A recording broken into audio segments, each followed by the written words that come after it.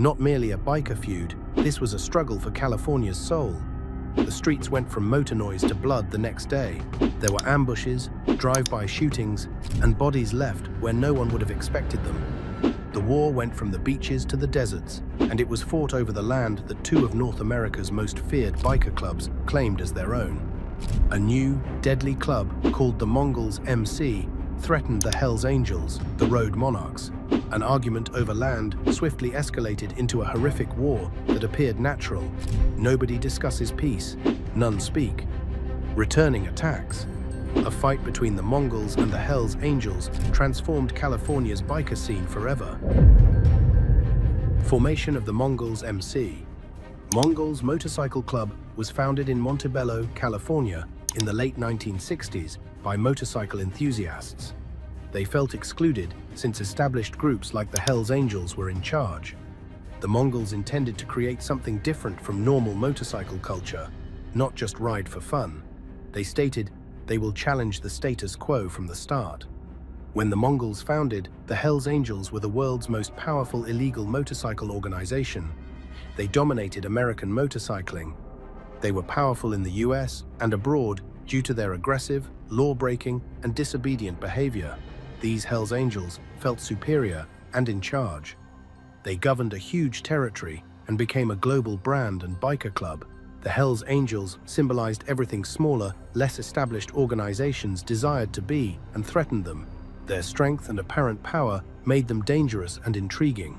But the Mongols were different. They didn't want to conform. They wanted their own Hells Angel free space. They chose not to emulate the Angels' ascension or dwell in their shadow. The Mongols aspired to actively challenge the system, which required an aggressive, independent spirit from the outset.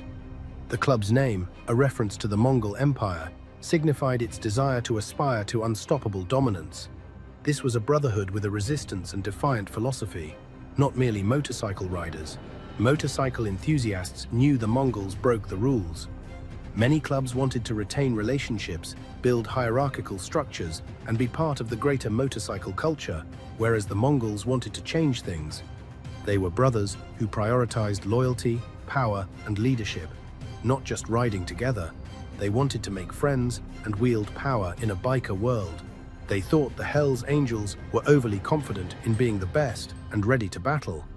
By the early 1970s, the Mongols had spread outside California and affected neighboring states and the US. The Mongols planned their growth and picked where to settle, unlike other illegal gangs. They built strongholds slowly to ensure they built chapters and long-lasting, well-protected areas. This growth made their plans clear and challenged the Hells Angels, who had previously assumed their areas were safe. Their fame grew as the Mongols grew stronger. They were hostile and would do anything to stay outlaw bikers. Any challenger to their existence was met with fierce combat by the Mongols. Unlike regular clubs, this did business differently.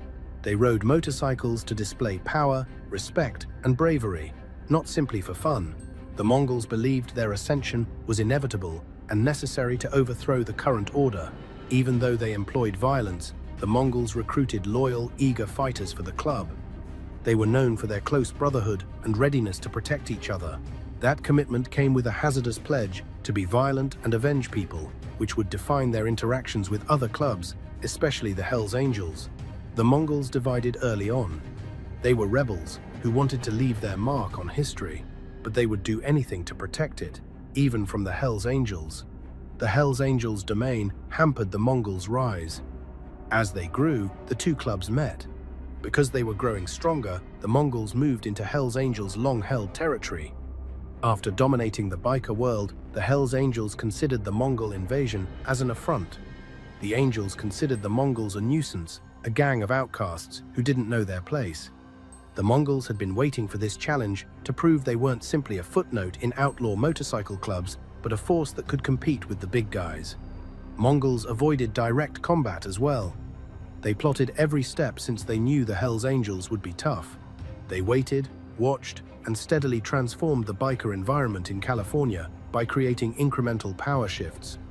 The Mongols initially employed raw power, strategic location, alliances, and most crucially, a strong and resilient image to attract the Hells Angels. However, they waited for the ideal time to attack. and tension between the clubs was rising. After tiny territorial disputes, both sides realized California's vast network of roads, bars, and clubs couldn't support them for long and went to war. As the Mongols strengthened, the Hells Angels had to react. The Mongols were striving to survive and prove they were the finest, changing the California biker world forever. Origins and rise of the Hells Angels MC.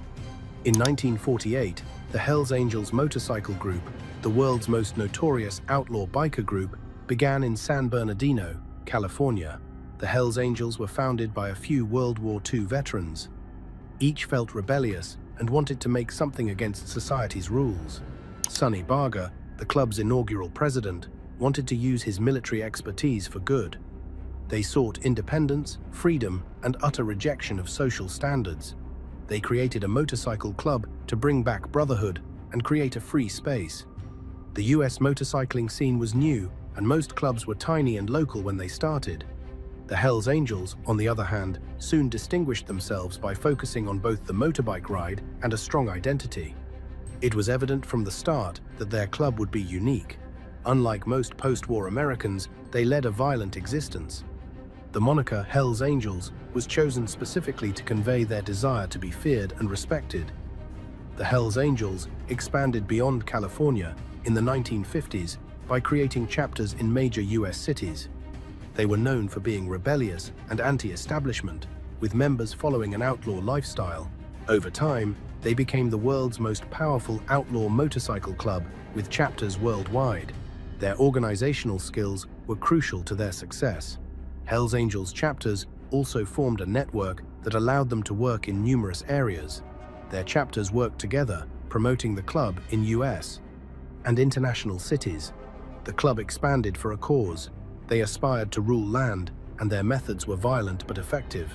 They utilized force against resistance. Everyone knew they used threats and violence to get what they wanted, but many thought they were unbeatable. Several high-profile occurrences made the Hells Angels famous in the 1960s and 1970s. The Woodstock Festival in 1969, when they were in charge of security, was their most famous, if not best, moment. They were employed to maintain calm, but things swiftly escalated. The Stones concert killed a fan.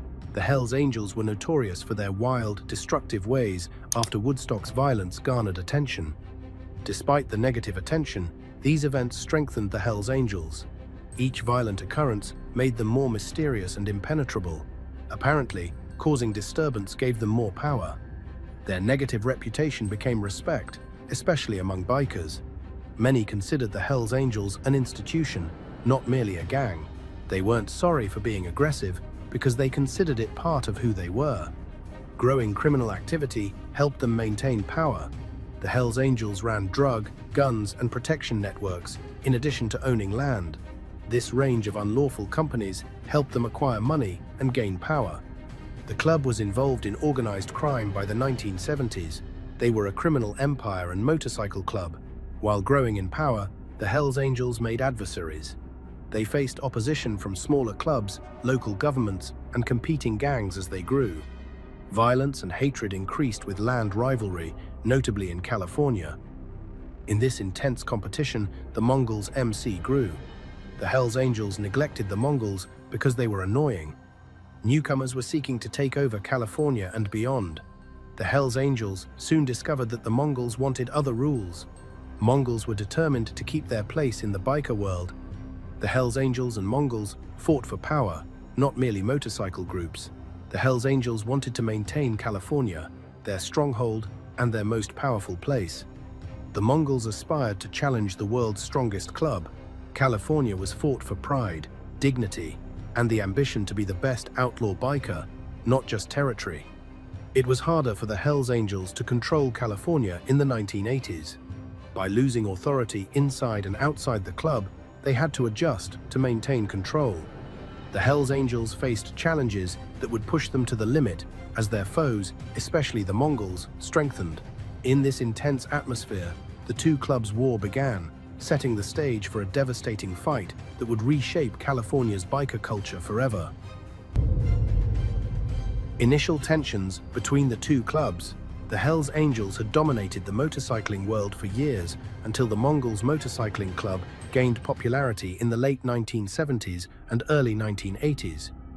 They controlled land, enterprises, partnerships, and criminal groups. Due to their long-time violence, menace, and rule, the Hells Angels earned a poor reputation. They were used to street victory. They controlled key areas in California, where they established chapters in major cities.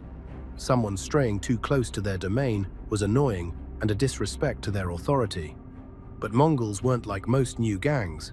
Other clubs would have asked for permission or waited for respect, but the Mongols were daring. They wanted to change the scene, not just be there. When Mongols opened chapters in Southern California and elsewhere, Hells Angels noticed. Hells Angels thought they owned significant cities, roads, taverns, and clubs, but the Mongols took them. Definitely not an accident. It was hard. The Hells Angels would soon discover the Mongols' tenacity. Small battles between Mongols and Hells Angels started the conflict. These occurrences were initially unreported. Not many outside the motorcycle club world saw these clashes, but they were essential. An argument at a bar and a fight at a local event started the fire. The Mongols slowly invaded Hells Angels' territory to test their mettle. The Hells Angels were responding to the Mongols' pressure, even though they didn't think they had to battle them right soon. The Mongols were distinct from rival clubs since they wanted their spot. Hells Angels responded because they were used to fighting disrespectful people. The Mongols advanced for the first time, despite their efforts. Smaller clubs might retreat after a few brutal clashes, but the Mongols battled back and showed they weren't going away. Cultural and physical challenges were present. The Hells Angels knew the Mongols were offering them an alternative besides leadership. Hells Angels, notorious for their violence, became more so. They used their vast electrical network to drive the Mongols from key locations. The battle had escalated into a land war. As the Mongols invaded Hells Angels' territory, the stakes rose. In addition to defeating the Mongols, it was about survival. They needed to show their power. Hells Angels needed to maintain their title as motorcycle world leaders. They couldn't lose land to the Mongols because it would have been shameful. Increased tensions led to the first big violence. Mongols attacking Hells Angels members and their symbols indicated how serious the attacks were. People targeted chapter leaders, clubhouses, and key members of both groups. The violence was mental and physical. Every onslaught and threat reminded the Hells Angels that the Mongols wouldn't retreat. Every Hells Angels retaliation proved the Mongols that they were on the right track, that their challenge was heard, and that they had made a difference. There was more to the fight than violence. Power, respect, and influence were also at stake in outlaw biker clubs. Hells Angels were a brand, not just a group. They had influence beyond the streets and a meaningful name. They established a network of enterprises, groups, and even a public image around their status as the best club in the world. In contrast, the Mongols were trying to establish themselves in a Hells Angel-ruled globe.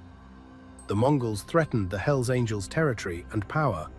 By showing they were willing to fight the Hells Angels, the Mongols forced them to reconsider. Their reputation was no longer enough. They had to act rapidly to maintain it. However, the Hells Angels' replies worsened things. Violence escalated, and the conflict spiraled out of control. There was more to the Mongol Hells Angel conflict than land conflicts. They were about power, pride, and outlaw motorcycle dominance. Both clubs strived for excellence. It took blood, bloodshed, and betrayal to get there. A few confrontations quickly developed into a battle. Neither club could escape. As the battle escalated, both clubs recognized there would be no easy solution, only one winner. Violence increased, making it evident that the war over California's streets would continue until one club was destroyed or surrendered.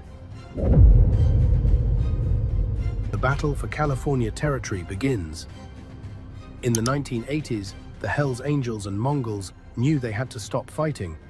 A few small clashes in the late 1970s had escalated into a full-scale war over California, which both clubs considered critical to their existence.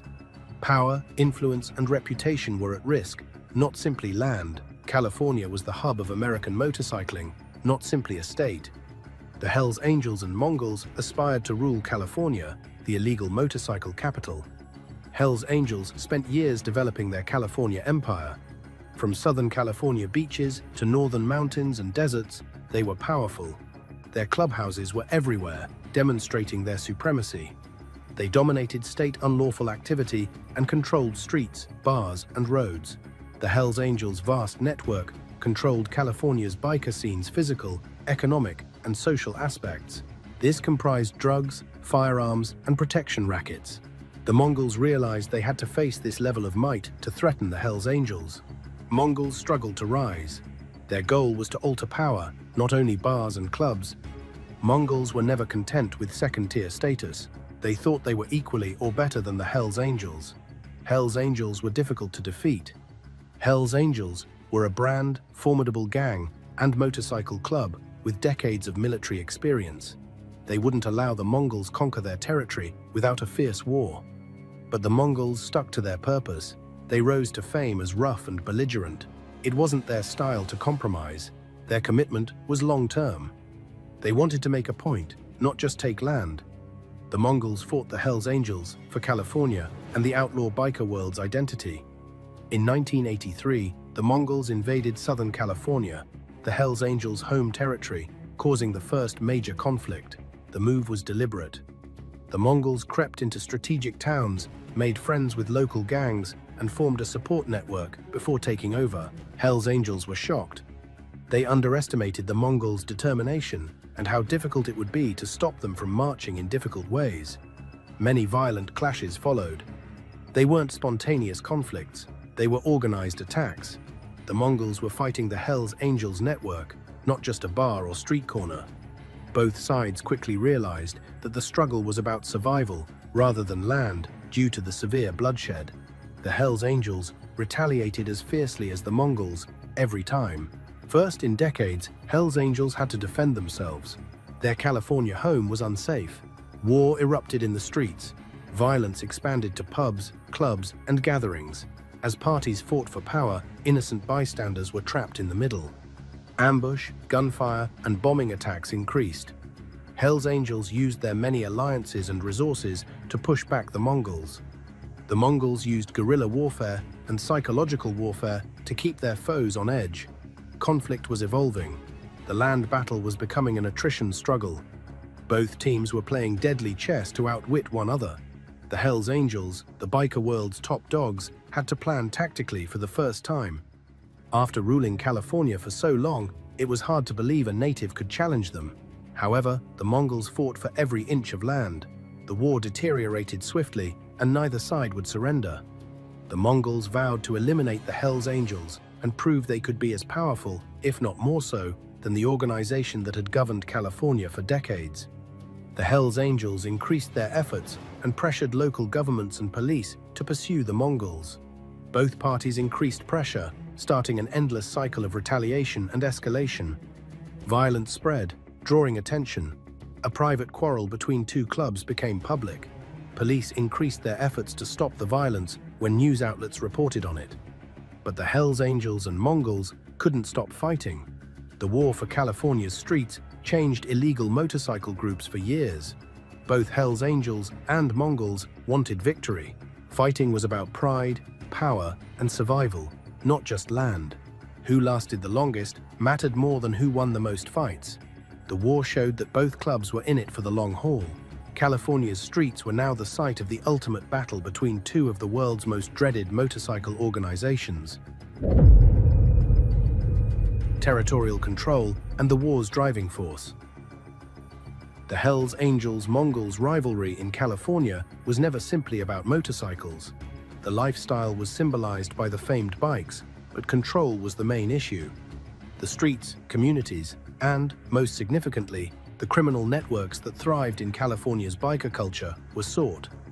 A conflict over bars, roads, and clubs quickly became a power struggle in every sense.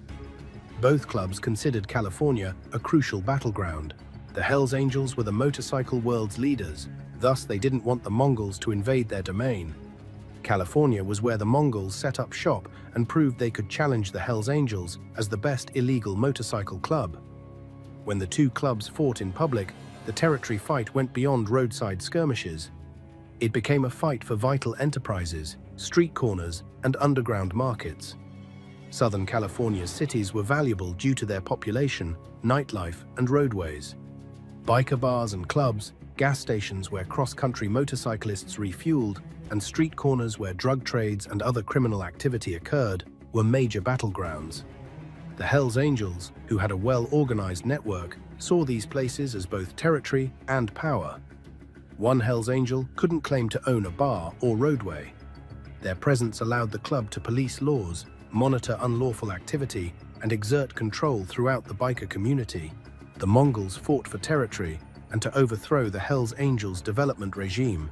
They were seeking to dismantle the Hells Angels' empire, not merely gain space in a few key areas. Without the Hells Angels' vast network of supporters and resources, the Mongols made up for it with continual violence and a resolve to do whatever it took to accomplish what they desired. They wanted to capture as much land as possible, make people anxious, and force the Hells Angels to retreat or escalate the carnage. It was a battle of attrition to determine who could last the longest in a violent conflict on the streets and in everyone's hearts and thoughts. Mongols entering Hells Angels' territory sparked the first major battle. They had to prove their authority rather than merely showing up and hoping the Hells Angels would retreat. The Mongols held events, rode in large groups, and displayed their patches in Los Angeles and San Diego, where the Hells Angels had ridden safely. It was planned to provoke the Hells Angels. Clearly, this land isn't just yours anymore. The Hells Angels are known for their brutality, so they had to act. The Angels resisted Mongol pressure. Fighting escalated into street battles, shootings, and explosions. Psychological warfare distinguished this war. This aggressive and public threat to their power was new to the Hells Angels. Mongols were more than a competing club. They threatened everything they had built. In California, their strongest, the Angels showed no weakness. They were the best outlaw motorcycle club. Therefore, the Mongols' challenge was unavoidable. Each street battle and violent dispute tarnished their image. In the realm of criminal motorcycle clubs, reputation was everything, so both clubs incurred injuries and reputation harm. As the combat escalated, both clubs strengthened and gained control of key locations. Hells Angels used their reputation to intimidate their foes. They opened enterprises at pubs and clubs where Mongols were known to hang out or trying to take over. The Mongols set up ambushes, tarnished the Hells Angels' reputation, and showed they weren't afraid to fight dirty. They stated that they will pay any price to take over California. Violence worsened as both clubs established themselves.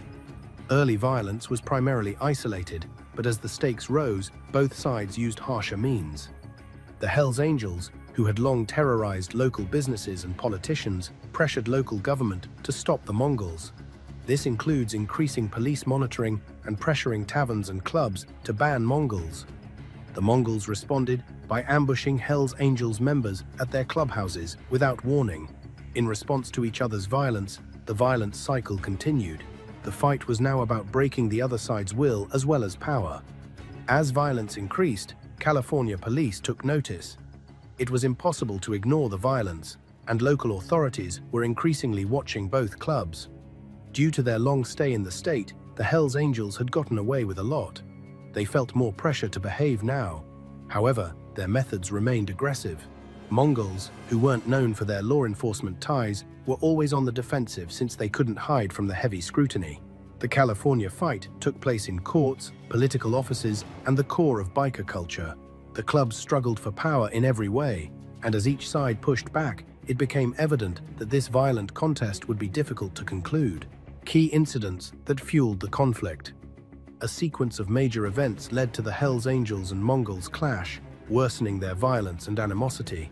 Every attack, ambush, and demonstration of might widened the gap and made it plain there was no retreat. These were organized attacks to show who was in command, avenge wrongdoers, and warn the other club that peace would not come until one side gave in. The incidents were initially minor, but as both groups got more entrenched, they became more significant, setting the ground for the conflict. The Mongols invaded Hells Angels' territory in 1983, one of the crucial incidents that escalated the battle. The Mongols aspired to gain dominance and threaten the Hells Angels' control over Southern California. They organized a large event at a famous motorcycle club. The move was deliberate and gutsy. The Mongols didn't just show up, they announced themselves. They displayed their numbers and pride by wearing their patches and daring opponents. The Hells Angels considered this an insult. They were also concerned about the Mongols taking over the Hells Angels' decades-old territory. Hells Angels reacted promptly, as expected. They all arrived at the pub ready to fight. It was chaos. Bar chairs were smashed, bottles were flung, and people began punching each other instantly. Now a battle zone, the bar was once secure for California bikers. First significant confrontation between clubs was loud, public, and brutal.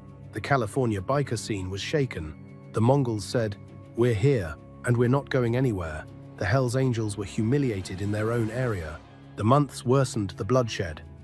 The Hells Angels had always relied on their reputation and might to stay in command, but now they had to cope with a rival who would use violence and fight dirty to obtain what they wanted. In reaction to the Southern California bar incident, Hells Angels raided a Northern California Mongols clubhouse. This wasn't random, it was a message. The Hells Angels wouldn't let the Mongols take over their territory without a battle. The swift, savage raid injured several Mongols. The Mongols attacked Hells Angels members at one of their most protected locations, a pub that had symbolized their authority for years. It became more evident that this wasn't simply about two groups fighting over territory, but about something deeper. A message was sent every time the Mongols assaulted the Hells Angels. It was a claim to live in a Hells Angels-ruled planet. The Hells Angels considered each Mongol invasion as an attack on their identity as much as their land. They developed their dominion by being the world's roughest, most feared, and hardest to touch club. Mongols were more than an enemy, they threatened all the Hells Angels had built. The Mongols attacked Hells Angels members at a motorcycle rally in Northern California, one of the main causes of the war. Perfectly planned and executed, the attack surprised the Hells Angels. Several famous Hells Angels were hurt in the attack, proving that the Mongols could defend themselves and damage the Hells Angels' leadership. This ambush was one of the Mongols' first major attacks on the Hells Angels' main base, changing the conflict. The Hells Angels reacted quickly and harshly. They attacked the Mongols' activities, clubhouses, and members with everything they had. The bloodshed was relentless, and both sides lost many people. These major events altered the conflict. Instead of clashes between rival clubs, there were violent attacks. As street violence extended to public spaces, law police took notice. The fight between two of the most deadly US gangs involved entire neighborhoods, not just bikers. As the bloodshed continued, the Hells Angels and Mongols planned their attacks more deliberately. Hells Angels used their networks to frighten local companies and communities into backing them. They banned Mongols from bars and clubs and monitored their hangouts. The Hells Angels were kept on edge by the Mongols' surprise strikes and guerrilla tactics. Hells Angels ambushed and killed a Mongol outside a Los Angeles pub. One of the biggest events that exacerbated violence was this. The Hells Angels were no longer on the defensive after this brutal murder. They were ready to escalate the fight and defend their territories. In reaction, the Mongols attacked Hells Angels members, worsening the violence and making a speedy solution difficult. Every attack was retaliated brutally at the pinnacle of violence.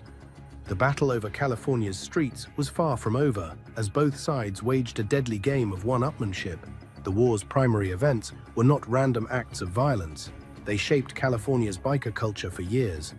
After each violent incident, both clubs understood there was no turning back.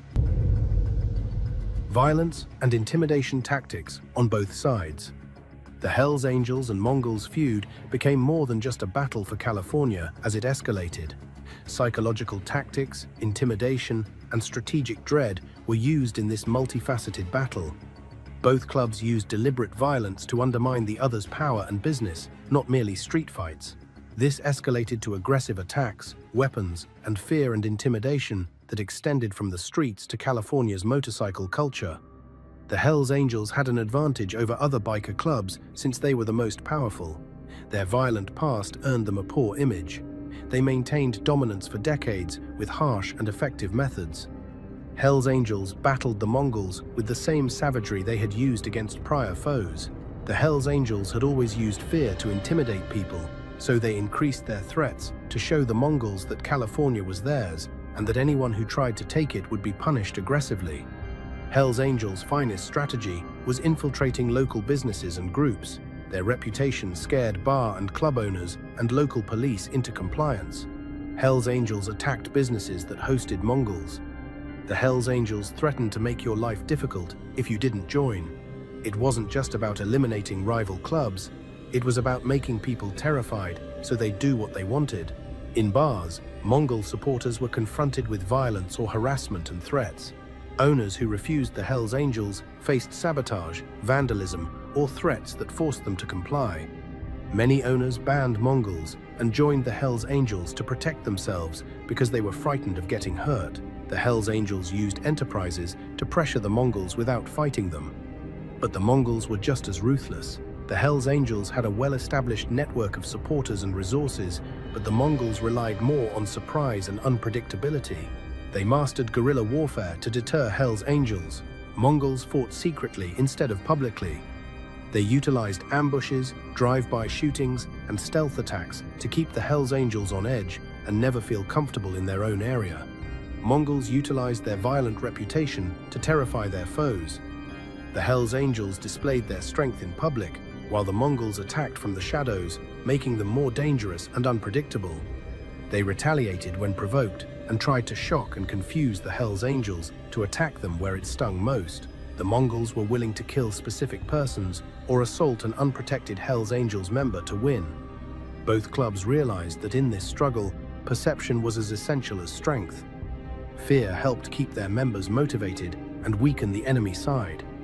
Every successful strike by the Hell's Angels sent a message to the Mongols and anybody else who dared challenge them. They were unstoppable. The Mongols realized they had to break the Hell's Angels' invincibility to win this war. They were more likely to prevail if they made the Hell's Angels feel threatened and had to protect themselves. The constant violence and threats made people paranoid. Both clubs were always ready for anything, and any interaction may turn violent. In public places like bars or motorbike rallies, members of both clubs had to watch for signs that the other club was ambushing or hanging out. This constant stress made mood erratic and made daily conversation difficult. Having a Mongol in a Hell's Angels controlled region, or vice versa, started a battle. The police involvement exacerbated the violence. As the fight between the clubs became public, local authorities had to intervene. Their efforts to stop the bloodshed made the clubs loathe each other more. Both the Hell's Angels and the Mongols considered police as another enemy and retaliated against cops who sought to stop them from working. Police officers, once powerful, were now ensnared in an out-of-control fight. The violence spread beyond clubs to passers-by.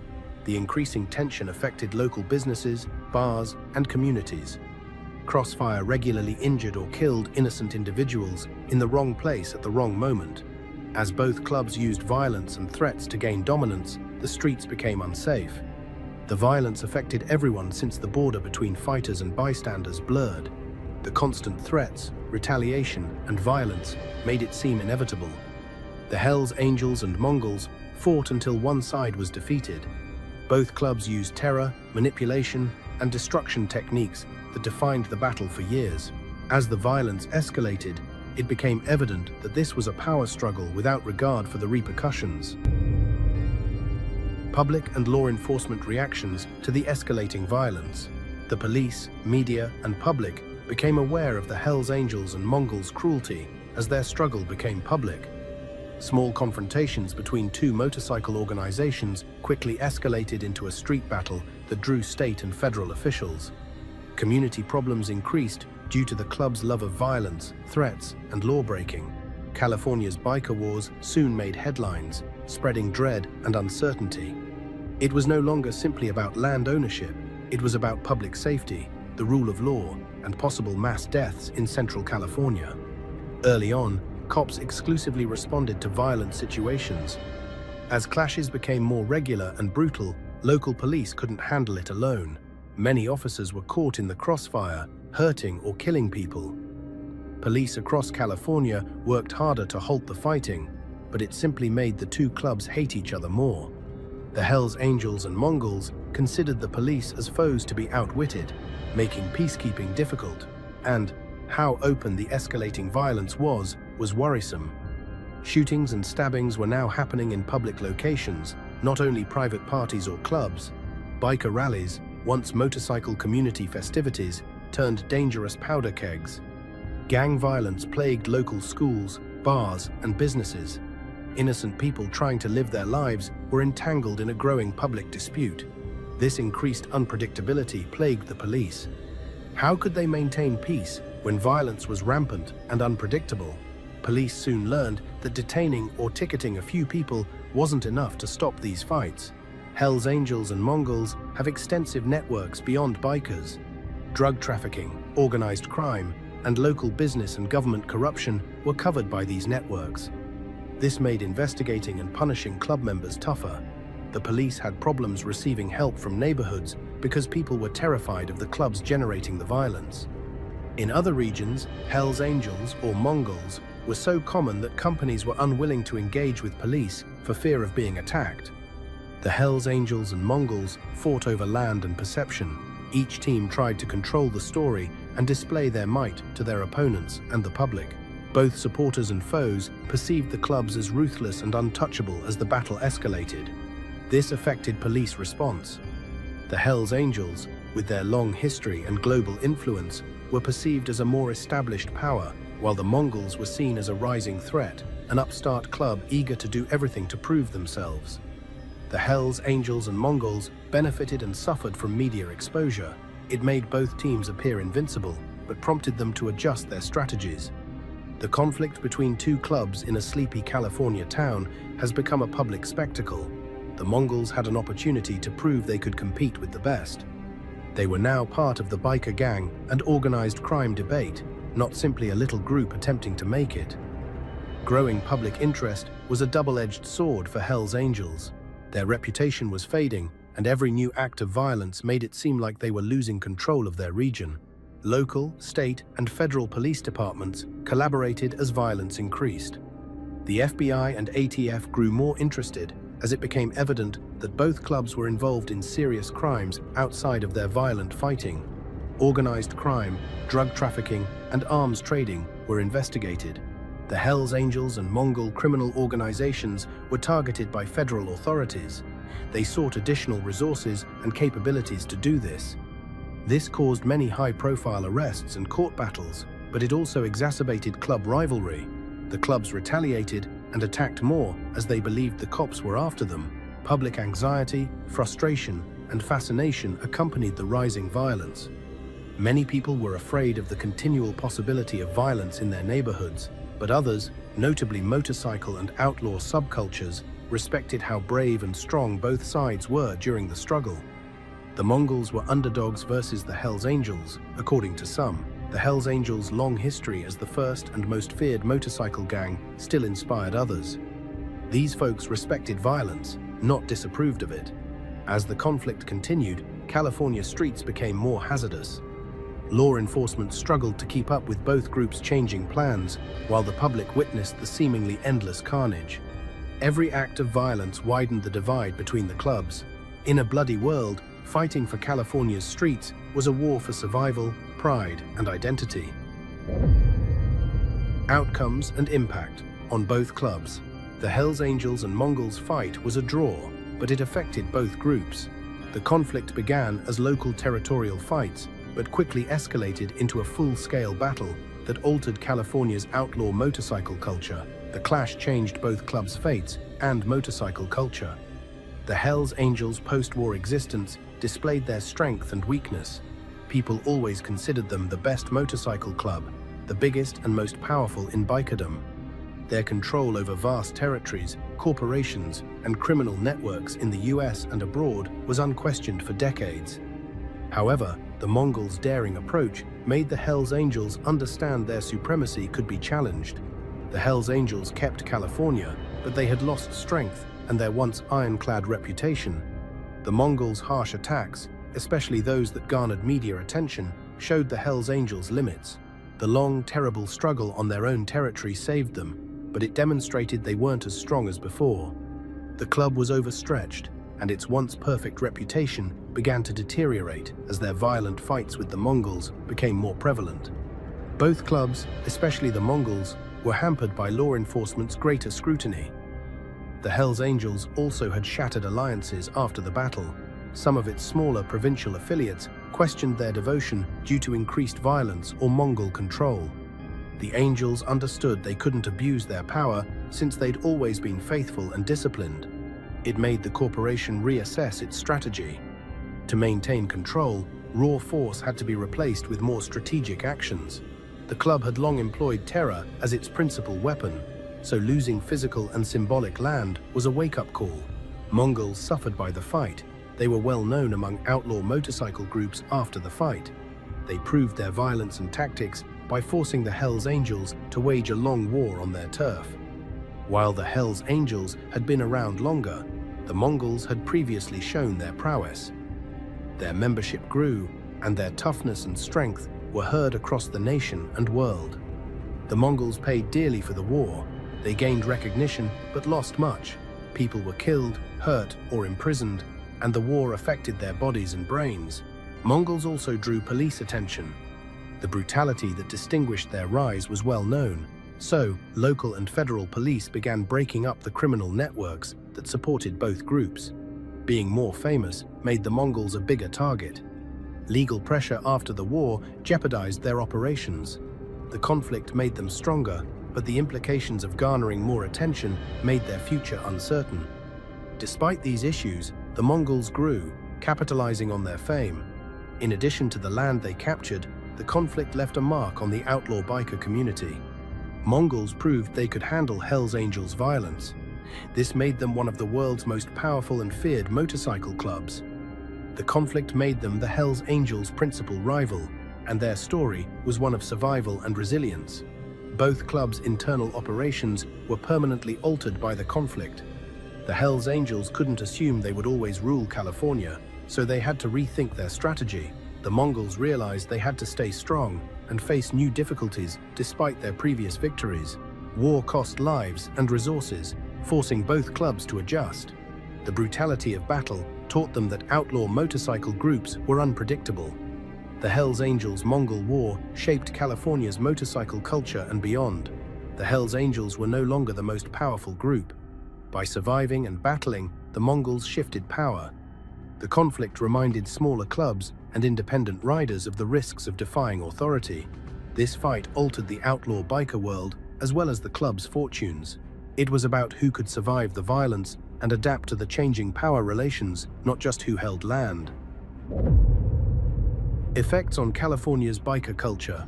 Hells Angels versus Mongols transformed California's biker culture forever, affecting it across the state and beyond. California is the cradle of outlaw motorcycle gangs, and bikers have always enjoyed riding there for their independence and disobedience. The violent conflict between these two huge clubs disrupted the calm among smaller clubs and transformed how state bikers communicated, organized, and operated their enterprises. The war pitted two clubs against each other and forced the town to contend with violence, terror, and shifting loyalties. California's biker scene had many clubs before the war. Even if they had diverse goals and ideas, most got along. Sometimes opposing groups fought, but most of the time it was about riding, meeting friends, and enjoying the wide road. But the Hells Angels and Mongols' violence escalated, spreading dread and distrust across the state. The persistent fear of violence forced many smaller biker organizations to reassess their roles. The conflict first split the once unified community. Small clubs, which had typically stayed neutral, had to choose sides or leave the conflict. Some clubs joined the Mongols because they feared the Hells Angels or believed in their rise. Due to loyalty, tradition, or the Hells Angels' influence, some stayed. Splitting up the major clubs disrupted California's motorcycle culture's social structure. Biker tensions increased during the conflict, and motorcyclists grew more wary. Formerly safe and neutral California riding became dangerous. Bars and clubs that were once inclusive were attacked. Formerly popular biker rallies and gatherings were no longer cheerful. Instead, bikers watched each other and didn't know who was on which side, creating potential flashpoints for violence. The violence woke up several bikers who weren't involved in the brawl. The conflict showed that the freedom and rebellion that attracted many riders to the lifestyle could no longer be taken for granted. Many bikers wondered if the culture's fraternity and loyalty were still there because they were continually at risk of violence. The friendship meant to unite them now seemed problematic. People who proudly wore club patches now faced danger and distrust. Public opinion was also affected by the Hells Angels-Mongol War. The media began to focus on outlaw bikers after ignoring them for years. The motorcycle culture appeared menacing and out of control when local and national news outlets covered gang fights and violent confrontations. Views of bikers altered greatly. Their past was influenced by romanticized freedom and revolt. The violent clash made many people afraid of a once popular subculture. Police also worked harder to contain the situation. Local and federal law enforcement began cracking down on Hells Angels and Mongol illicit activity during the war. Police increased patrols of bikers since both clubs were involved in drug trafficking, weapon sales, and other illicit activities. Many city police had to choose between maintaining order and dealing with these powerful clubs. Meanwhile, the FBI and ATF intensified its investigations into the club's unlawful activities. The enhanced police and media presence had two impacts. It hindered Hells Angels and Mongols' stealth. Their primarily secretive operations were revealed. However, it strengthened the us versus them mentality at both clubs. The clubs saw the police as another enemy rather than a neutral force trying to restore order. This worsened the cycle of violence and mistrust as both sides took higher risks to keep their businesses going and show leadership. Smaller groups and independent riders who weren't initially touched by the war were afraid and uncertain afterward. Many people had trouble finding secure locations to gather because bars and clubs that used to be hospitable were now operated by one of the battling groups. Increased tension prevented trusting anyone. Smaller clubs allied with stronger ones to avoid being attacked by larger clubs. The power balance had changed so significantly that even minor clubs had to choose: join a bigger club or face violence. The Hells Angels' feud with the Mongols shattered California's biker culture and redefined outlaw motorcycle riding. The culture used to be about freedom and revolt, but today it's about fear, loyalty, and violence. Unspoken club relationships became a violent war for dominance, leaving the biker world fractured and uncertain. Bikers in California would feel the war's impact for years. Some clubs avoided the violence, while others participated. The long-term legal and cultural consequences. The Hells Angels and Mongol battles affected clubs, motorcycle culture, police, and the public. Though violence subsided, the war's effects lasted decades. The war affected biker culture, legality, and outlaw motorcycle club regulation. The battle's biggest legal outcome was that law enforcement pursued outlaw motorcycle groups as organized criminals. Bikers were disruptive and rowdy pre-war, but not a menace to public safety. The Hells Angels and Mongols are deadly criminal organizations owing to their violence and unlawful behavior. The club's violent fights and drug, gun, and other illegal operations made them more than rival gangs, according to police.